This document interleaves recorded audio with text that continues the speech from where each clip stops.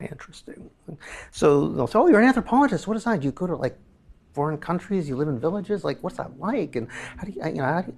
So they'll start asking all these questions, and then you say, "Well, what do you do?" And you don't really want to know. And so, Right. and you get them a little drunk. You press them and say, "To tell you the truth, I mean, I got this job. I'm the senior East Coast like vision manager for this company, and I don't really do anything.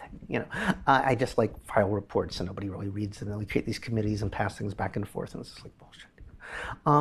And so I started asking people, like, how often, what about do you actually do anything at your job?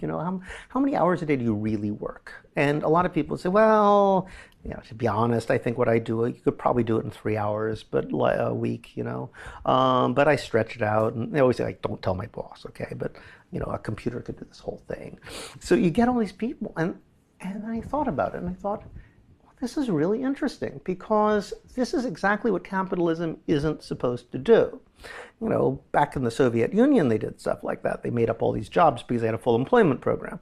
Everybody had to have a job, whether or not you actually needed them to be doing anything. So they would, set up these things where to buy a piece of beef in the store, you'd have to like go to one person to get the beef, and then you got a ticket, and then you have to take the ticket on another line. They just make up employment. But we're doing something like that, except it's all being done by the private sector. Most of these people weren't working for the government. They were, working for private competitive firms. So how on earth do you have a situation where private firms are making up jobs where they pay people not to do anything? Now that's exactly the last thing you'd think that a competitive firm would do. The opposite of capitalism. Yeah, except they're capitalist firms. So what's going on?